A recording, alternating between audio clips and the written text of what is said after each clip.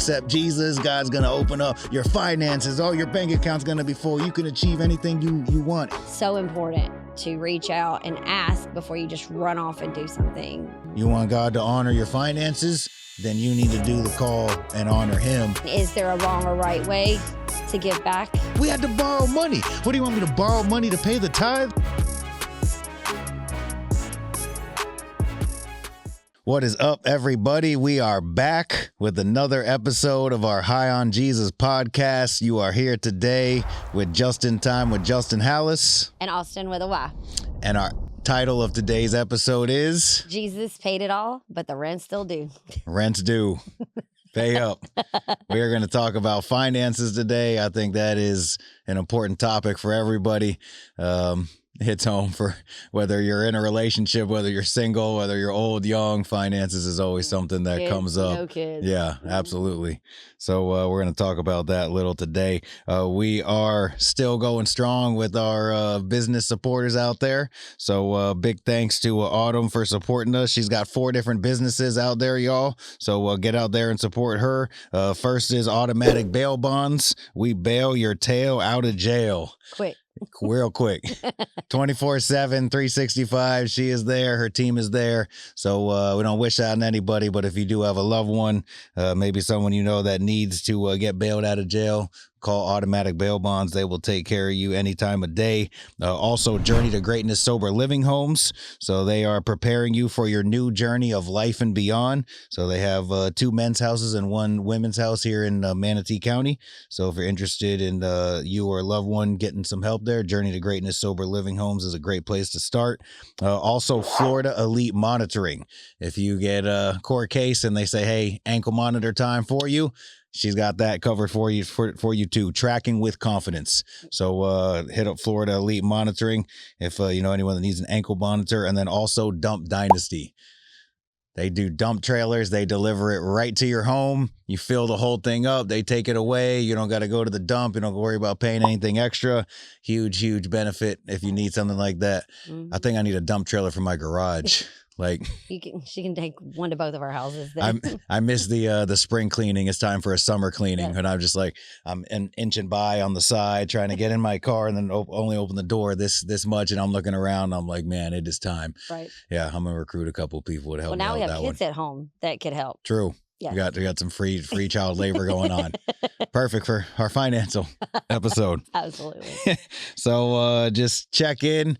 When the time this drops is going to be, summer is going to be in full bloom. The kids will been out of school for a couple weeks. Mm-hmm. How's summer going so far? I know we just really started at this present moment, but it's good. It's already gone. Beckett is leaving today for a JROTC over the summer, week trip. With this, it's raining today, so he's excited. Actually, 7 days of rain coming up. So he's doing that. We're preparing for the weeks of church camp. Tristan's going to go on her first week of church camp this summer, an overnight, 3 nights, 4 days, I think. So what's the ROTC thing? They go camping in North Tampa. Okay. It's an overnight exercise where they learn survival skills and things like that. That's awesome. And then they practice their team building and things like that. He's a good kid. Yeah, he is. He got a haircut. So yeah, finally. Had to. little cooler for the summertime. Be nice. And he has a girlfriend. Uh-oh.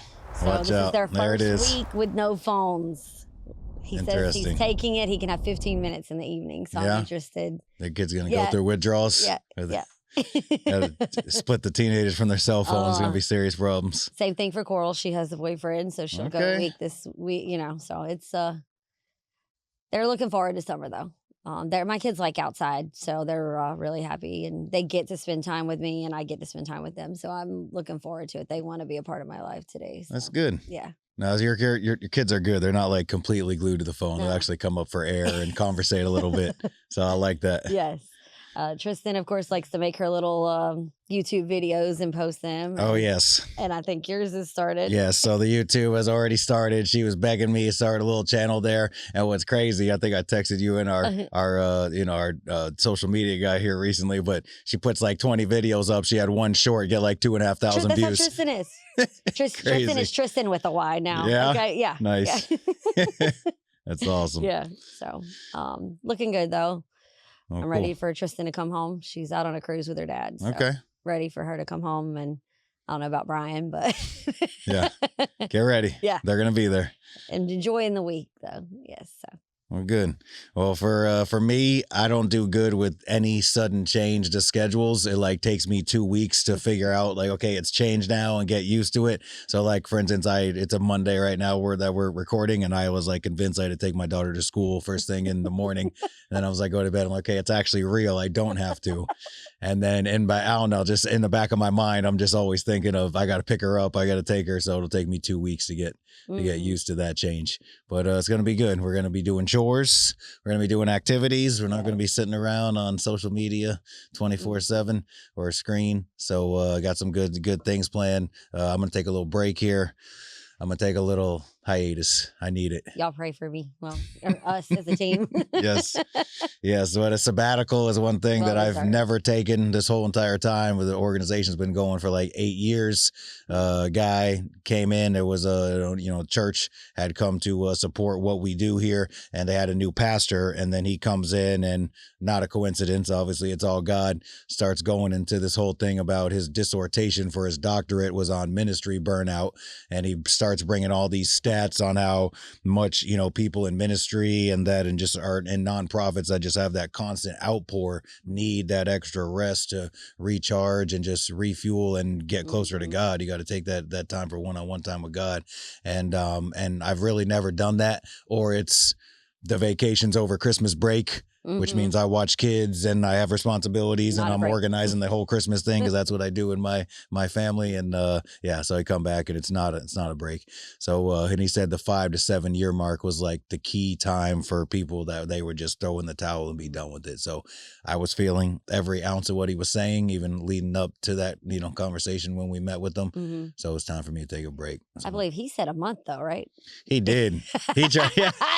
No. He had all these stats. So he tried to say that, like, if you truly take a break, that it takes your mind like a week or two to even realize, oh, wait, I don't have to answer every single cell phone call. I don't have to respond to every text message. Like your brain doesn't even catch up to know that you truly, plugged in. That's what we do. You get so used to it. And I could see what he said, but then he's like, a month? I was like, can you come talk to our board? And yeah. How many text messages in a month? I don't even, to be real, I think it would be worse to come back from that and then open it up and be like 10,000 deep. We just had Memorial Day weekend. What do I do? And I was like, do I answer it on Memorial Day? Because am I going to want to make up for it on Tuesday? But that 3-day weekend alone was good enough for me just to put it down too. For sure. So I'm looking forward to that. We got some changes here with some of the kids getting older. So this year we'll have another 18-year-old. So it's going to be a lot of changes going on in the house there. But the good part of that break that I'm taking is Layla's actually going to a church camp as well. So she'll be gone for 4 nights. So that'll be an actual break. Like that's like the second week. I'm going to put my cell phones away and like no responsibilities. I don't have to be anywhere at a certain time, do this for her, pick up, watch. Just me and God. Like, God, I need you, Lord. Like, I need you bad on this one, man. So, I need to reconnect, man. I need a vision. I need to know what we're doing next year, and I'm really looking forward to that time. So. And I can't wait. Yeah, I bet. And we had a great day yesterday. Yep. Went to Anchor Church. Yep, absolutely. You're one of your mentors. Yep. Big shout out to Anchor Church of Safety Harbor. Thank you so much for having us. So we went and spoke there. Got an opportunity to share about what Hand Up to Victory does. Austyn was able to share her story up there, and just another church seeing the value of what we do and getting behind us. So we appreciate them for all their support always.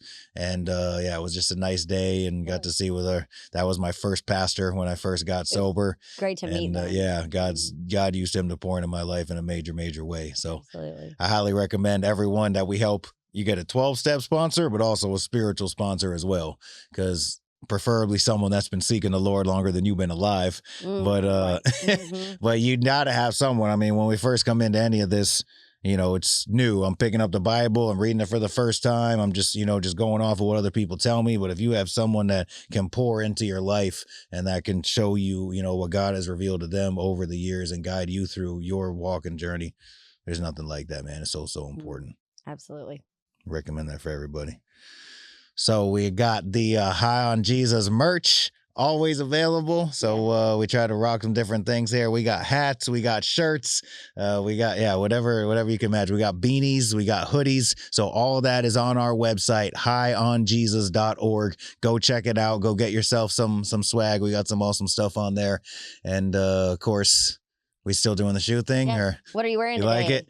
So this one is one of my favorites. I don't know how this is going with everybody, so we'll just do it short and sweet. Yes. But it's another one of my favorites. And you joke that they're all my favorite. But this right here, Kobe 6 Reverse Grinch. It's got obviously the red, the lime green hits in it. So they released the Kobe 6 Grinch, which was the all lime green pair. And that one went crazy on the resale market. I think it dropped in 2020. I was able to get my hands on a few pairs for retail, which is really, really nice. But that shoe, it's like $1,000 shoe now. Yeah, it's crazy. So I don't know. So anyone that knows out there, I just don't buy shoes 24/7. What I do is it's a kind of a secondary source of income, do something on the side a little bit. I buy and sell shoes and clothes. And that's one of the things I've been into for a long time. And it's really fun and I enjoy the hobby. So I'm having a great time doing it. Yeah, I bet. But so this one, Kobe 6, seems to be like prime basketball shoe. I don't know if you watch the NBA playoffs that much, but you see so many people, they love that Kobe 6. So a bunch of different colorways, but this reverse Grinch you see on screen, that's the one. I love it. Yes, absolutely. And I actually have on, I'm going to let you tell them what I have on. They're your wife's favorite shoes. Okay. You got the Air Maxes? We need to have like a bottom camera here so people can check it out. Your wife's, and she told me they're the best, most comfortable shoe because she's a nurse. Yeah. And they are absolutely 100% my favorite. I think I have like 3 different color pair now. So. Nice. Yeah. So these are just the black with the silver. Yeah, that's her favorite. So my wife's favorite, 2017 Air Max. Yes. I'm pretty sure it's a favorite of a lot of people because I see them retro. They're at the Nike outlet. If you go to the Nike outlet, there's a bunch of different colorways there. But yeah, maybe we can show a picture of that. Ode to my wife there. But she loves that shoe for nursing. So that's just proof in the pudding. She's walking on it for 14, 16 hours straight. Yep. And she said it's the best to her feet. So whenever I saw those, because she has a smaller size, I saw them pop up or go on sale. I was like, buy now. I got a whole stack of them for her. Yep, absolutely. I gotta make sure my wife's taking care of them shoes too. Number one, yes. If mama ain't happy, ain't nobody happy. Absolutely. That's right. I love my wife and make sure she's good. Yes. All right. So now we are to the comment crawl. Yes. I hope you all been having fun with this, man. We've been bringing some comments. So please smash the like button. Man, if you haven't subscribed to the channel, please do that now and go on and just comment whatever part of the video. If something speaks to you, God's speaking to you through it, something resonates with you, you love something, you don't like something, please put it in the comments. We'd love to hear from you. We're going to be picking comments from the past, comments from the present. And then so we're doing 2 heartfelt comments, some 2 nice ones, and then someone smashing me in the comments because I think that's always funny. And there's plenty of those to go around. So at least the good ones outweigh. No, 100%. I can't even mess with it. It's just so funny. I know. It kills me, man. So Miami Cutie. I think we know who this is. She says, "Thank you, Justin. Thank you for following God's calling on your life. Because by you following God, you have freely given to so many others that I love what was so freely given to you. You helped me at a very dark time and scary place in my life. And by HU2V helping me, Hand Up to Victory helping me, I was able to stay sober, have a sober place to live, and be able to get Gabby, her daughter, back. I'm incredibly grateful for the opportunity to be able to have my life back. Thank you, Hand Up to Victory, for being a part of my story and for helping me." Oh, thanks, Kristen. I know, right? Love that. That's awesome. I love to hear the success stories, man. When we're here, when you're on the front lines, when you're doing something for so long, year after year, day after day, sometimes, man, it just becomes, almost like we're doing it. Like, we got to take care of these people. We got to do this. But you just get like lost in the routine almost sometimes. And when you have these people that you see the success stories, and then even better, they come back and let you know about it. Absolutely. Right? We get to connect with them again down the road and see, as a result of that so important help in the moment they needed it the most, where they're at in their present life. And that just warms your heart. It's just a reminder we're doing exactly what God called us to be doing. And, we're just going to keep doing it because we know so many people need this. And not only that, that's one of the older messages. Yeah, correct? It is. Absolutely. So Kristen is still a huge part of High on Jesus. Yeah. one of our most consistent volunteers. Absolutely. And helps out in Hand Up to Victory, sponsors some of our clients. Yep. I mean, she's still a big part of it today. So good. Yep. She got her own place. She got her daughter back. We're proud of you, Kristen. Congratulations. Absolutely. That's awesome. Mm-hmm. That's awesome. So this one, I thought it was funny. This is your child, Dad. So it was on my mom's account. Said Maureen Hallis, and then it said, "This is your child, Dad. Good job. You are the best dad I could have ever asked for. I would choose you over the richest man in the world. I love you deeply." What did she want? Layla. So that was my little daughter Layla. She was on Grandma's account, putting some comments on there for me. I thought that was hilarious. It's so sweet. Now, did you go back and comment on hers yet? Of course, yeah, okay. For sure. Oh, her video? Yes. No, I didn't. I liked it, and I got to go on there and say I got to say something to her. Layla, this is your dad. Yeah. I would choose you over the richest daughter in the world. That is so funny, man. I love that. Your best dad I could have ever asked for. I choose you over the richest man in the world. Oh, that's nice to know. I wouldn't get replaced by Elon Musk or Bezos or one of those guys coming in. But that's sweet. That's especially when we have the financial episode. I thought that was par for the course there. So I appreciate it. Yeah. But our kids love us at the end of the day, even though when we're tired of them, they drive us to the brink of insanity. But at the end of the day, man, those are our little people. Mm. We love them to death. Well, they're part of us, and I know I drove my mom crazy. Yes. So, yes. Now it's coming back on us double. 10 old. Yeah. I think they get away with a little more than we probably got away with, because all I know is Dad would have been coming for me for a quarter of the stuff that they pull.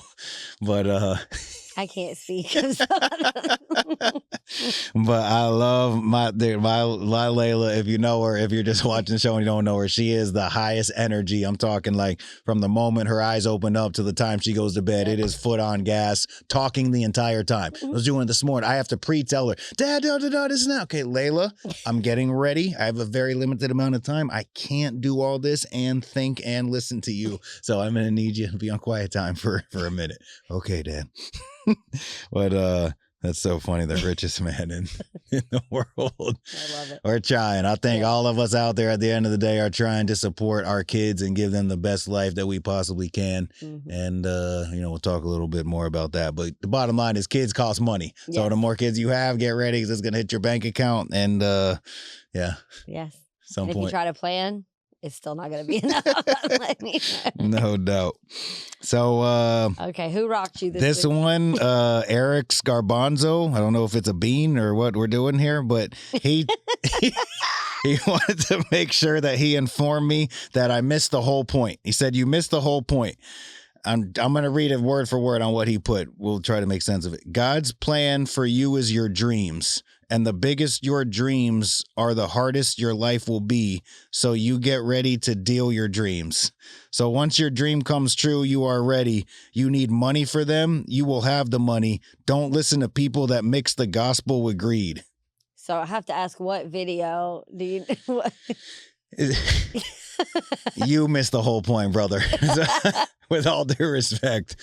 I was talking about that, this like God making a way. Again, the biggest thing is people taking a short out of context, right? And so I was just speaking to the fact of like God has the ability to provide. I don't even honestly recall exactly what I was trying to say here, but basically I think what he was saying is, because I mentioned money in some way, shape, or form, and I was saying, God will help you to achieve the vision of your heart, whatever that is people like, I guess because the prosperity gospel has been so worn out and people are saying, man, you accept Jesus, God's going to open up your finances. Oh, your bank account's going to be full. You can achieve anything you want in life.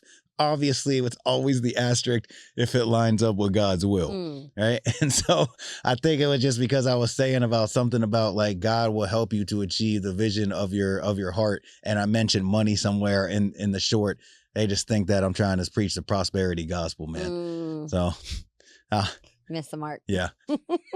So I don't even know, but I was trying to make sense of what was people that mix the gospel with greed. Yeah. If I mix the gospel with greed, I would make sure in every short to say, donate now to me directly. Yes. Here's my Cash App. And right. Yeah. Right. If with every donation, you'll receive a miracle in your life. So act now. Sounds like infomercials from like the 90s.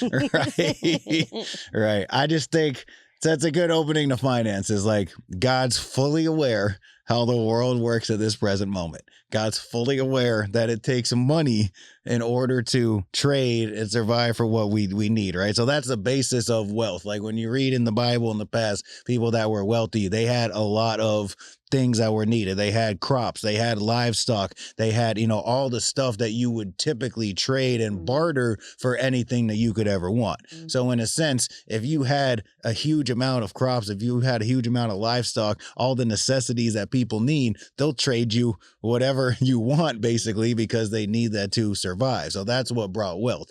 Our system, we don't do that anymore. We trade money for the things that we need. So it's the same theory, and God's fully aware how this works, and he's fully aware that it takes money to do kingdom work, right? So, there's a part of it where, yes, God is going to provide for you if we're walking according to what he's asking us to do, and what we're doing is lining up with his word and his will for our life. Absolutely. And you're not just sitting back, just sitting idly by. Like, God is going to open up financial doors. He's going to make sure that our needs are taken care of, and then some. And the people that use finances in the right way are going to be open to more. Right. Right. Remember the stories, like the people that didn't, and he gave them, even if he gave them just a little bit and they didn't use it right. God said, I'm taking that back and I'm going to give it to the person with way more. It sounds mean. It sounds, why would you? The guy's only got a little something. Saying, brother, you weren't using it in the way that it was intended to be used. And people that honor the tithe, like we talk about, they honor investing into organizations and people, and they don't just like hold on to their money and then that's where it all stops. God's going to honor that, and he's going to open up doors to more. I look forward to it. It's coming. Yeah. I promise. You got some good stuff for this week? So, it's funny things to go along with finances. So, it says I've got big Y dreams on a just enough budget, but purpose makes it priceless. There you go. Okay? Building a kingdom vision with a clearance aisle budget. with the what style? Building a kingdom vision with a clearance aisle budget. Clearance aisle. Who needed fancy to make impact? There you go. My budget says not today, but my why says watch me anyway. That's right. Balling on a budget, baby. We'll talk about that too. I've got a caviar vision, ramen resources, and a why too strong to quit. It said champagne, but I couldn't say sometimes that's all you need. That's all you need. That's all right. One of my mentors' greatest support is Mike. He talks about someone. He was like, "Man, guy's got a champagne vision with a beer budget." Like, well, I figured since we don't drink, I didn't need to say champagne, so I was like, caviar. Why not? That's good. Yeah. So, I just sometimes it bees like that. Yeah, and that's okay. Ramen ain't bad. My kids love ramen. That's right. I won't eat it. Yeah, we have one that survived. Like I told her, like if you ever go to jail, God forbid, like you would be fine up in there. Like there's some ramen heaven going on up in there. Yeah, absolutely. Yeah. Yes. So, finances. Do you want to go? For sure. Yeah. So I guess, let's just start with this. What's your current financial situation look like? If you don't mind sharing. No, not at all. So mine has changed. Before I was always in the restaurant business since I was 13. So you're talking, I can't believe I could say 30 years. Uh-oh. She's told her age, folks. I'm 43. I don't care. Impressive. Yes, most women don't do that. Yeah, I don't care. So being in that, I was always used to, I could go pick up a shift, make a little more money, work a double, stay over. And I live in Florida now, so you could make $300-$400 on a double shift. Quick cash, yes. And you're walking out with it that night, right? Yes, yes. So then, last August, when I stepped into this position, which is honestly the best thing. Like I love it so much, and I love getting to do this. It was just awesome. A shift change, And for a while, I was still working at the restaurant 3 shifts, right? backed off to 2 because I went all in. And then finally in February, I went, stepped out of it completely. And now, I make a weekly paycheck, and I've had to budget a little better, car pay, I got a new car, or new to me car. Yeah. Had some problems that took, some money out the bank Happens. right off. Yeah. Yep. But Brian and I worked it out, together, and, we are learning as a couple living together, that there's a give and take, and it's a growing process, because we're not married, and you're still mine and yours, and then we come together when we need to, basically.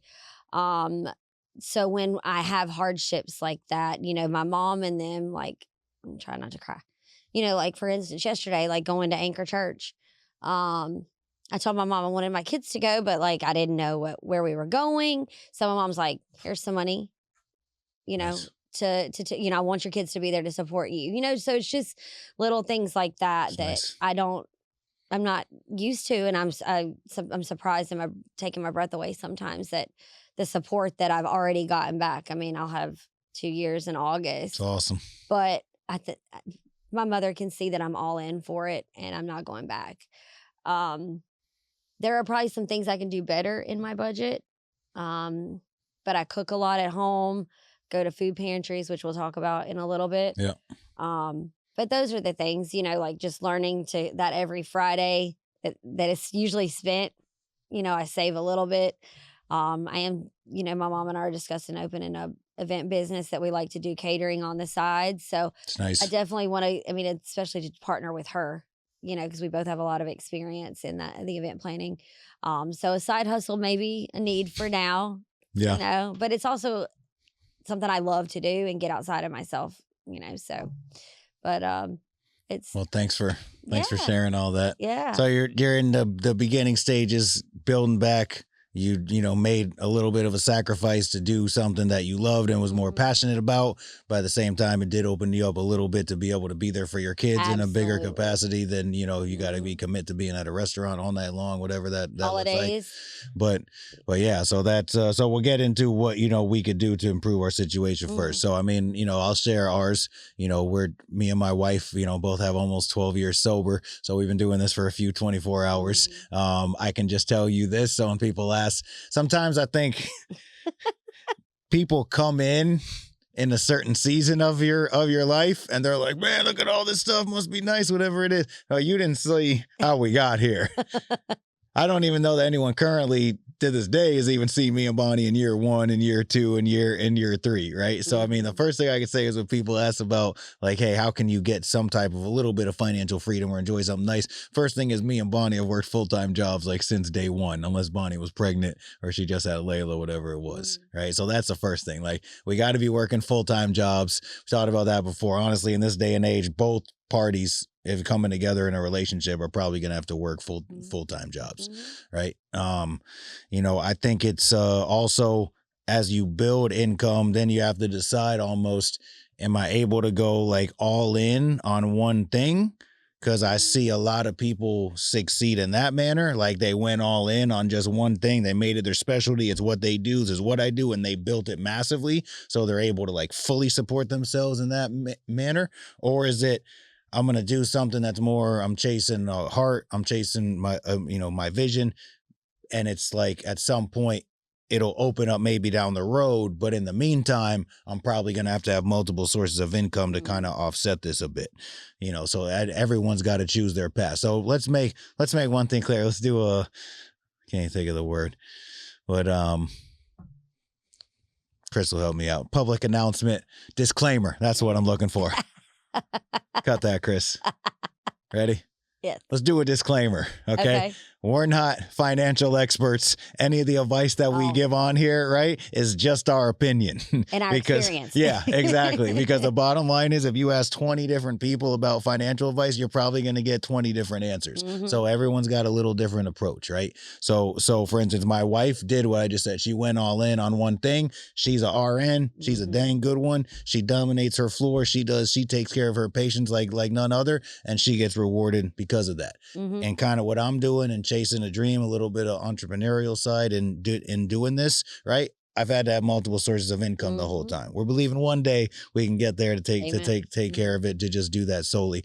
But to be real transparent, we all got to have a little something going on the side here. So another thing as our finances increased, I may have not made what would seem like a wise financial decision to some people, but me and my wife sat down together and was like, no, like, we want this house. This is a goal we believe God gave us, a vision. We're going at it, whatever we have to do. So some people say, oh no, stay in the lesser home and just save money. And I get that to a certain extent, but we went after the home. We were able to buy a new construction home that I praise God that I listened to the vision and when God prompted me to do it, because the market was way lower than it is now. So we were able to get a 5-bedroom, 3-bath home for like $250, where that was like, at one point, I would say like a year or so ago, that was probably $500,000. Now it's probably down to like $384. So the market's going down some. But the point is we would sometimes go after something and since our income came in, then our expenses would kind of like match right under that.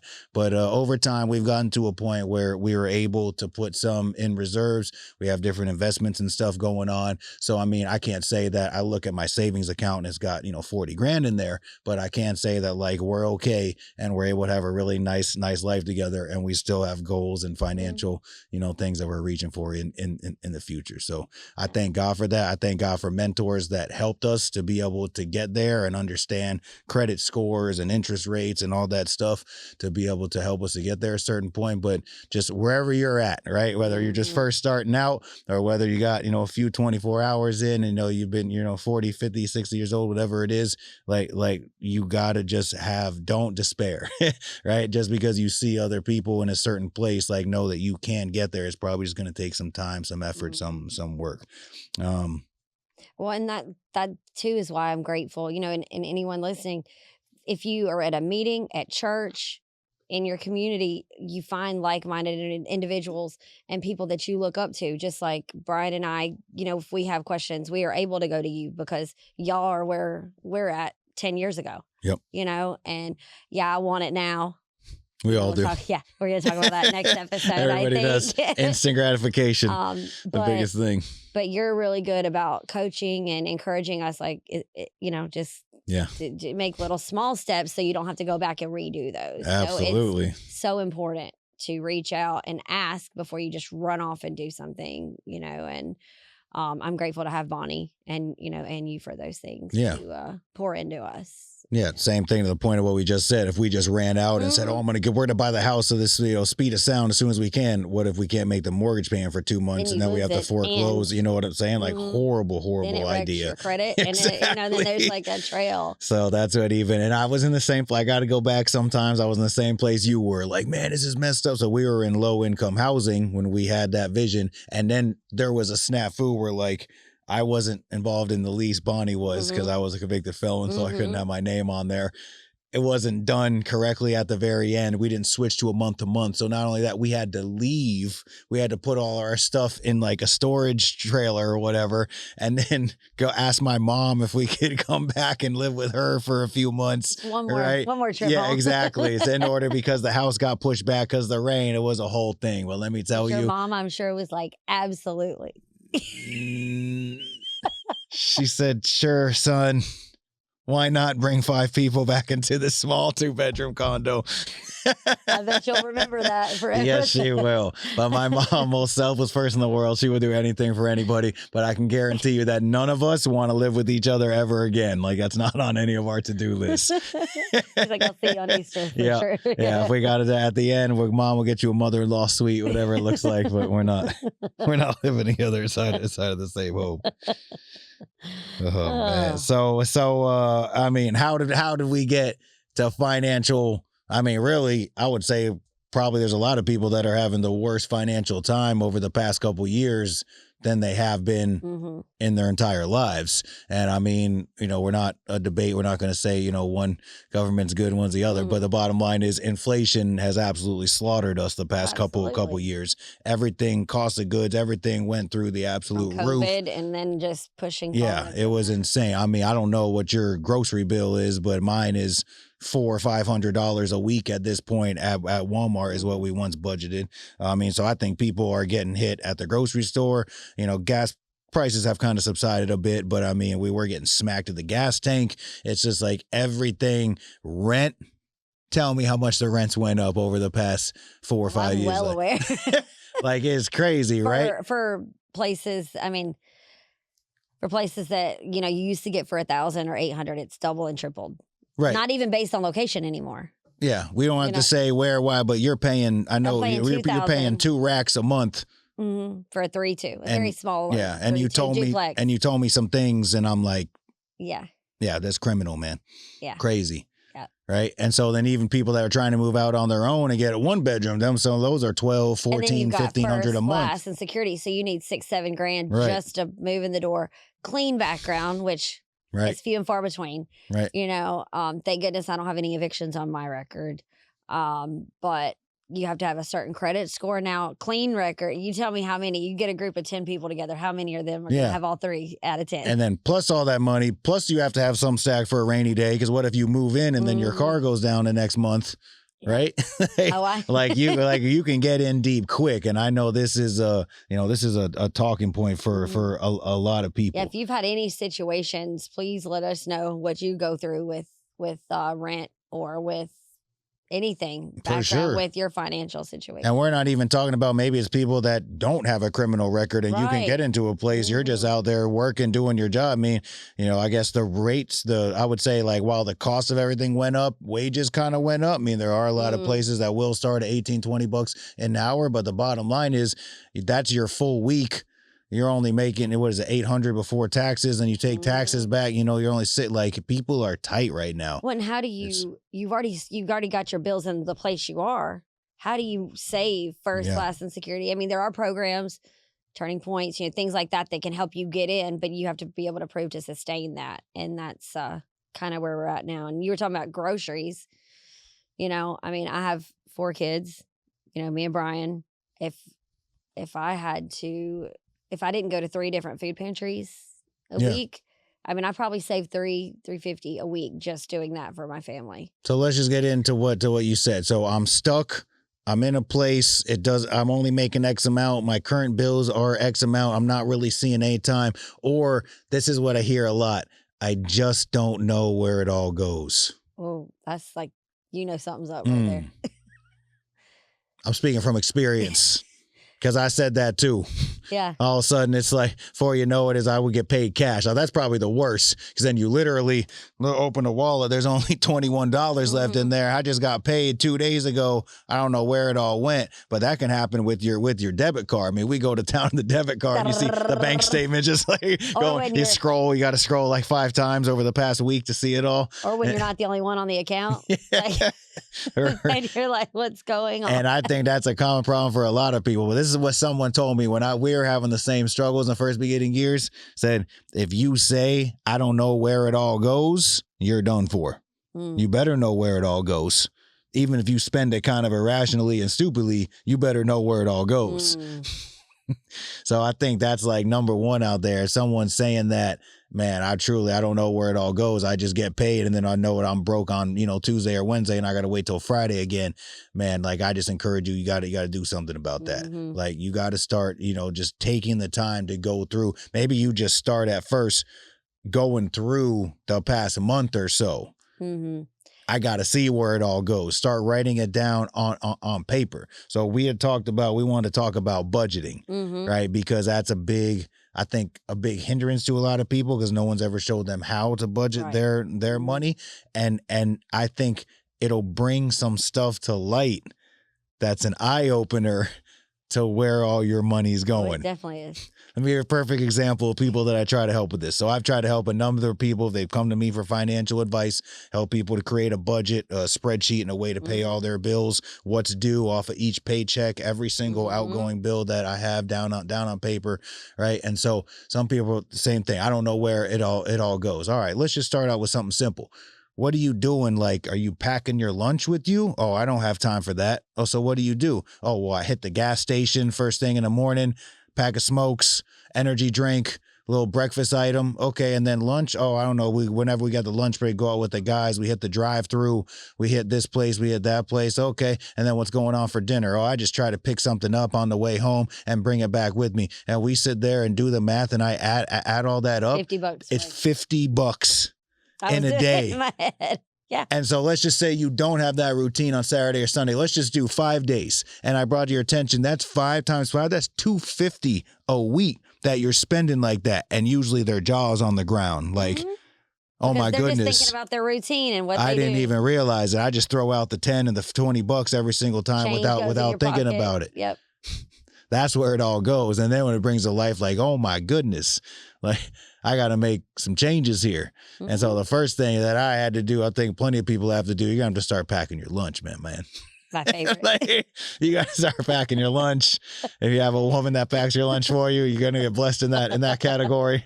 But whatever it is, I mean, we got to start hitting the grocery store. While that's still astronomical, it's not going to be dinging your pocket like that every single time. So then you got to get down to a budget of, if I'm spending that much every day on this nonsense of the convenience store and drive-thrus, I got a budget. Right. Absolutely. Not even talking about that. Right. So not only are we killing ourselves, but we're spending a ton of money. Absolutely. And so now we need to see what is our growth. You don't know what your budget is for groceries. The good news is me and you both knew off the top of our heads what our budget was for groceries. And after all this inflation, I'm not lying. I had to budget like $400 to $500. We got 3 kids. We got all the stuff going on. It is crazy, man. So that being said, I go to the grocery store. Now I only spend X amount there, and you may have to get some cheaper items, right, for a while, which may not be the healthiest as well. But I mean, peanut butter and jelly sandwich, man, it's cheap. It feeds you. You're full. Yep. I mean, sometimes it's got to be like that, right? But whatever it is, I just encourage everyone to have a budget to be able to know what we're spending on groceries, where is our money going for all of our bills. Another thing it's going to help you to do if you have all your bills laid out. So what we do is I got all the bills laid out of the entire month. I have the due dates of every single one. And I go through and we get paid. Wife gets paid bi-weekly. I get paid weekly, right? So I know every Friday I got to pay this, and this. Now, this next Friday, I got to pay these next bills that are due and the next bill. So 1, you're never going to be late on a bill again if you adhere to that perfectly. And then 2, you know exactly how much money you have remaining from each of those weeks of paychecks that you can put towards savings or something else or whatever it is. Right. So I think having a budget is key to getting our finances back on track. It took me a long time. If my stepdad watches this, he's going to be laughing because he's like, the spreadsheet, you know, when I moved down here at 21, he was like, he gave me the perfect success story, like, do this and you'll be fine. Yeah. I mean, we paid off, I think in 2 years after I went to college down here, I paid him back like $14,000 over 2 years because he took a set amount out of each check. I never saw it. You know, it was automatically, you know, paid. And fortunately I was 21 and knew everything, so I didn't do that. Yeah. But now at my point in life, I've had to, the auto draft, I can't do that. You know, with my budget being like very small right now, I have to, so I've done exactly what you're doing, you know, what we do. Again, with me and Brian living under one roof, I know exactly what I'm going to make. His is based on a 40-hour week. Most weeks, we split down the middle. You know, he just will Zelle me, you know, half of whatever the bills are, but I let him know a certain time ahead of time, and it works out. Some weeks it's a little tedious, but for the most part, communication, I think, is key to get it going. For sure. You know? So that just brings up, so if you have, you know, if you got 2 people involved, this is a struggle. I'm just going to be real because one of the number one reasons of divorce, finances. I'm sure it is. And how do you integrate from when you starting out in the relationship? It starts out, oh, it's his, it's hers, it's mine, it's yours. In the house, we got half bills, right? And so then we're just gonna like put in half. But when does it transition to our money? And I think people go wrong on both sides. We always talk about balance on this channel. That's the key to life and every subject. I think some people are putting their finances together with people they don't need to be putting their finances together with too early, and they're getting taken advantage of, right? And one person is just sucking off the other one. So I don't advise that. But I also see the other side where people been together for a number of years, and it's still, oh man, something happened to you, your car broke down. That sucks. And it's like, aren't we together? Like, I thought you can't help me out. Like, so this needs to be discussed. And I'm not, every situation's different, but I truly believe that when you're committed to each other, this is 1000% God ordained person we're supposed to be with. We're engaged, we're getting married, we are married, whatever that is. It's not his and her money, it's our money. It is. And there's plenty of seasons where I've carried Bonnie through a season, put her through nursing school. I had to grind extra and do a bunch of different stuff. God opened doors for me. There's, stuff where some of my stuff on the side, wasn't doing as well. During that season, Bonnie kind of carried me, right? And so it's a give and take. This is treated as one. We're together. Yeah. But, finances have to be worked out in any relationship because it can kill a marriage quick. Well, you were joking about the whole packing the lunch thing, but he does financially. He's helped me get my car fixed. So I mean, I do pack his lunch Monday through Friday. Brian, you're a blessed man, brother. Some days I'm being real, I don't feel like it, but in those clutch times and when I do, he is there, but we sit down, talk about I try to figure out a better way first because I'm just really independent. And he's like, you can just ask me. I'm just stubborn and I'm so used to being independent. So I'll like run myself ragged. And he's like, do you need help? I was like, you couldn't tell for the first hour I was spinning out. Sorry, I keep laughing, but there's this girl that I see on TikTok. This lady, this Latina lady. We're gonna have to plug. Yeah, and we have to. We got to put this on or whatever. And this lady, she makes viral videos of her 5 a.m. She in there packing her man the breakfast and lunch of a lifetime. I'm talking about cooking up tacos, quesadillas, smoothies, packing his with all kinds of snacks in a cooler, and she gives him a kiss and sends him on his way. I'm so like, my goodness, doing that. I should make TikTok videos. You probably should. Bonnie, lunch is packed in 12 years. 0. But that's okay. That's because God knows what he's doing. And I'm so particular. She would put something on it that I wouldn't want, or she would put something in there that I wouldn't eat. And so we just, a long time ago, baby, I love you. I got this. I'll pack my own lunch. But I love cooking. So it's kind of like good for me in the mornings too. Well, that's awesome. But budget is important. Groceries, bills, knowing what you're spending, and that way, when you know what's incoming and you know what you got outgoing, now you know what you can start saving and putting back in order to hit your next goal. Let's talk about a taboo subject that for a lot of people, tithing. Oh, okay. That's been the theme kind of lately. So with a lot of people, especially in the Christian community, talk about you want to be blessed, you want the floodgates to open, you want God to honor your finances, then you need to do the call and honor him, and that's give a 10th of your first fruits. In other words, 10th of what you have the best of, right? God calls to give it back to him. We take that to mean that, 10% of our income we donate to our home church, organization, fill in the blank there. That could be talked about because some people say, no, it's only your home church. You give 10% to them, whatever it is. So tithing, I believe, is a big part of a financial, discussion, and especially any Christian conversation. Do you tithe? I have been tithing my time.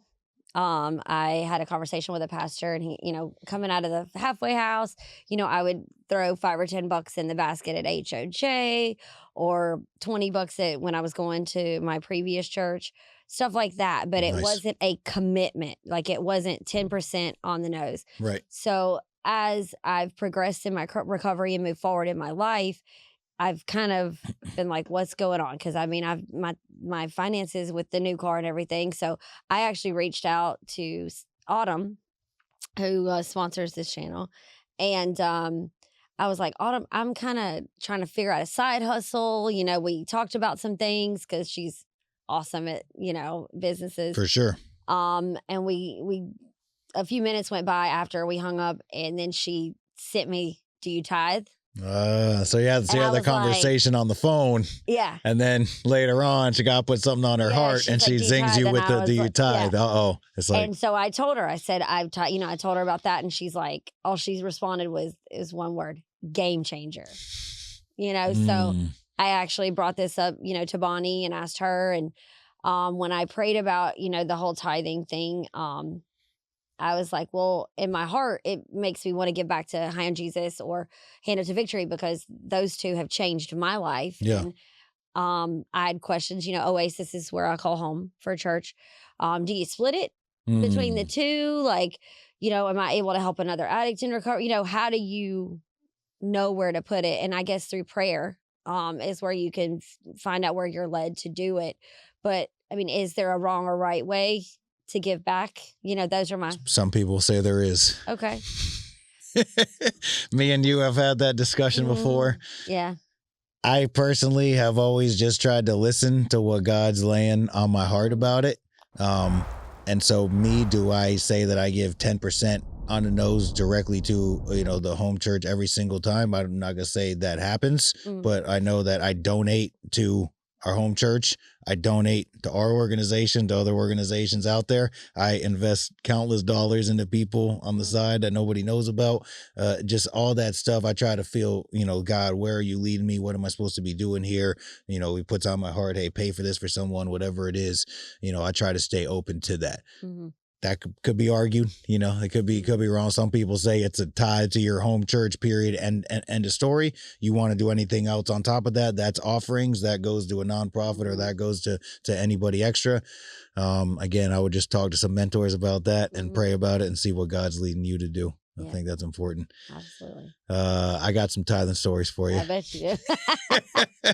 So I think that this is a very hard subject for a lot of people, especially if you're watching this and you got about $1.75 left in your bank account currently. Been there. So I'm paying all this stuff. I don't got any extra. Now you want me to give 10% of my money away on top of it? I'm going to be short every single week. Right? No guarantee of getting it back. Well, yeah, I mean, we're trusting him. Yeah, we're just going to trust God. He's going to do so. But that's the hardest thing. So some people say that, oh, it's a lack of trust. Meaning you're not trusting that God's going to provide for you. You're trying to hold on to it yourself. And because you're almost stopping the flow, right? Well, then there's no more that can come back to you, because if there's no outpour, you can't get refilled again, right? So some people say you're stopping the flow and you're not trusting that God's going to replenish that for you. Again, way easier said than done. Absolutely. When your bank account says X amount. So in the beginning years, like me and Bonnie used to get in arguments about this. So Bonnie's like pro tither. She says you give 10% of your money to the church, your home church, no matter what. Even if you have to borrow money to make the tithe, right? Like, she used to lay that on me. So every relationship, someone's got to be more in control of the money than the other person. That's me in our relationship. And so I just remember there are a couple of times, like few and far between, that I ever had to borrow money while I was sober, but it would occasionally happen. And I'm very mindful of that. I never like doing it. There was a couple of times I had to ask my sponsor when it was something major, ask my mom, you know, it was something major. And when I said, can I borrow X amount and I'll pay you back 2 payments of this over the next 2 weeks, and I honored that because I'm not getting behind or owing people money, you know, so I stuck to that. I took it very serious. Absolutely. So we're in the church parking lot, and there she goes about the tithing again. We have this whole blow. You better be going in there and tithing. It was Sunday morning as years ago. I'm like, Bonnie, we just borrowed money from my mom in order to pay our bills. And now you want me to go in there and tithe? Like, how does that make any sense? Oh, you're not trusting God. You're not honoring. I'm like, we had to borrow money. What do you want me to borrow money to pay the tithe? Yeah. She's like, yes. I guess. I don't know, man, but she used to get big mad. We used to have these whole arguments about it. Like, I mean, this is hard. Like, that's real stuff right there. Like, how does that make sense on paper? It doesn't make sense, right? And so again, I'm not, if you make $1,500.50, if you don't write a check for, $150.05, is God going to strike you down? I'm not sure. That's between you and him, right? But you need to be in a place where the Bible also talks about God honors a cheerful giver. Like, don't do it begrudgingly. Like, don't do it. You're just reaching in your pocket. Because, I got to do this. And, the people said, or God's not going to do this. I guess I got to give this money away. That's not what God wants to bring to the table. God wants to bring someone to the table that's a cheerful giver, that is willing to invest in churches, organizations, people in order to help them out, right? And so, there can be a number of different reasons why that's hard to do. You just currently don't have it. I've been in a season, me and you talked about it the other day. It's like, sometimes I'm like in this super generous mode, like the doors are opening, stuff's coming in. I want to bless people, organizations. I want to bless churches but then I'll get in some of these seasons where like it's not coming in like it once was. Everybody's got their hand out. I'm talking like everybody needs something that I run into. And it's just like, bro, does it ever end? And then Bonnie wants to give to this. And then this person needs this. And one thing after the other, I'm like, dude, I'm the one that's watching this money just go like smoke, man. Where'd it go?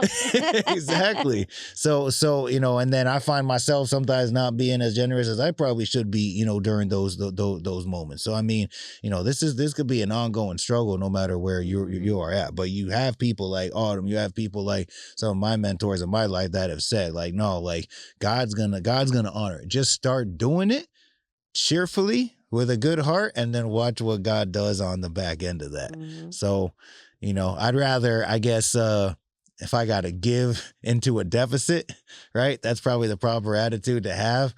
Trusting that God's going to honor that on the back end, then holding on to it all. I'm not giving a dime to nobody because on paper we don't have it.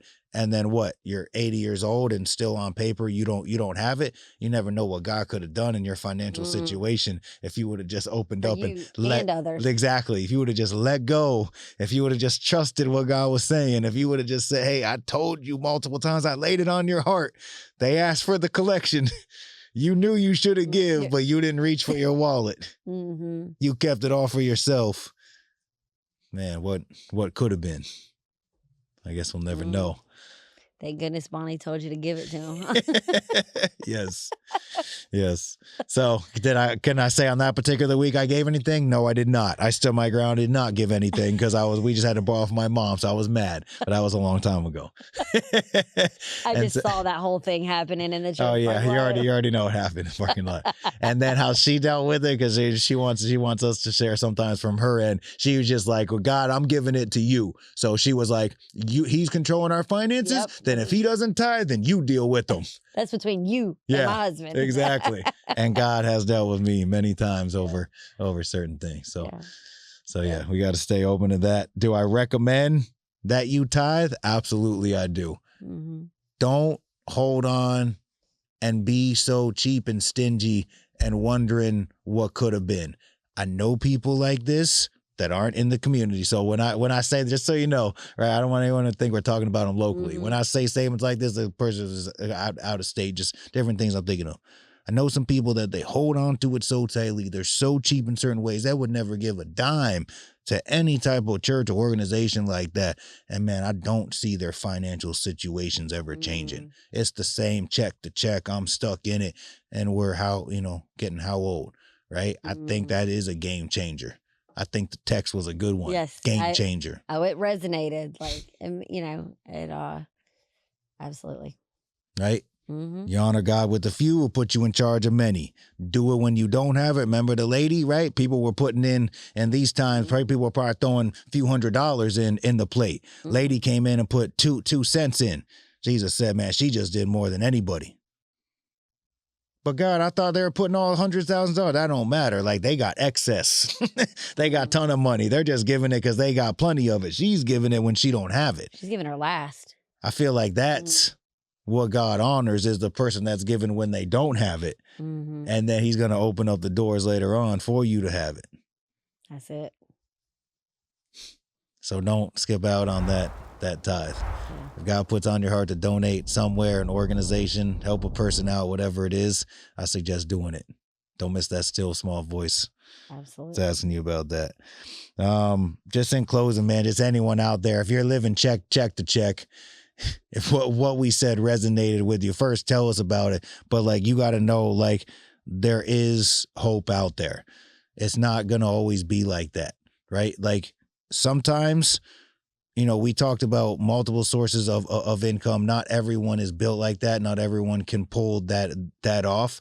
You know, last thing we'll say is, maybe if you can't increase your financial situation in this present moment, maybe you got to look for ways to decrease some of the areas that you're spending in. We mentioned the food pantry before, right? Mm-hmm. So there's opportunities. There's so many food pantries out there. There's no shame in the game. No. I mean, whatever stage that you're at, available to show up to one. And now that we talked about people didn't see me and Bonnie, none of y'all saw us living paycheck to paycheck. None of you saw me going to 2 different food pantries a week on my 2 days off, whatever it was. One was at Woodland, one was somewhere else. I mean, you didn't see us going into Walmart getting the 99-cent banquet frozen meals. Yeah. Y'all didn't see that. And so sometimes you just got to do what you got to do. But I knew we're at a wall where I'm not going to be able to increase our income in this present moment that we're in. I got to decrease in some other areas. It's in a sense the same thing. Mm-hmm. If I was spending $300 on groceries, but now I'm only spending $100, I just got a $200 raise. Absolutely. Make sense? I mean, I coupon. I look for the 2-for-1 deals at Publix. Whatever we got to do. Food pantries. I took ours like that would be $4.50 down to like $100 a week. That's huge. For sure. You know. Whatever whatever we can do to reduce costs, man. Are we leaving 5 lights on every single day when we're leaving the house for 8 hours? That's something simple that can be changed, right? Just find those ways to maybe cut some costs, put that into the budget. Yep. All right, God, how are we supposed to be investing our money? Leave a little bit for yourself at certain times. You got to go have a, night out or something occasionally, whatever that is, a nice meal. Mm-hmm. Right. But then we honor that budget. We stick to it. We honor God in our finances, give when we don't have it. And I'm fully confident that God's going to open the right doors at the right time for that to change. Amen. For sure. So yeah, we're going with next episode coming up. So that was episode 7. Number 7, man. We're doing this thing. First, appreciate all you guys, man. If you're rocking with us, if you're feeling it, man, throw us a like, comment down below something that spoke to you. Share this video with someone else. Like, that's important. There's so many people out there that we want you to become part of our community, become part of our family, roll with us. We're going to have a good time together. Yes. You got something you want to know about, something you want to hear, leave that down below. We're going to have some guest speakers coming up over the next few episodes. So we're going to try to do that in the future, maybe every other one coming up here, have a guest speaker. We're gonna have some good stuff coming. Absolutely. So you want to tell them about what the next one is? So the next one is going to be when your dreams are as big as a mega church, but your reality is more like a folding chair ministry. Oh no. Does that? Oh, it hurts. It hurts. You're striving for something big, but it just maybe didn't happen or it didn't turn into that. Or not yet. That's good. Or not yet. But this one's going to be good. If you're that person, man, I'm stuck. I thought it was going to be more than it is, and this hurts. You're not the only one, I promise you. In whatever area. Absolutely. Absolutely. I don't have that car yet. I don't have those Jordans yet. Yep. I don't have whatever yet. So roll with us. Episode 8's coming up. We drop the episodes every Monday at 8 a.m. This again is the High on Jesus podcast. You are here with Justin Time with Justin Hallis. And Austyn with a Y. We'll see you next time. Yep. Accept Jesus. God's going to open up your finances. Oh, your bank account's going to be full. You can achieve anything you want. So important to reach out and ask before you just run off and do something. You want God to honor your finances? then you need to do the call and honor him. Is there a wrong or right way to give back? We had to borrow money. What do you want me to borrow money to pay the tithe?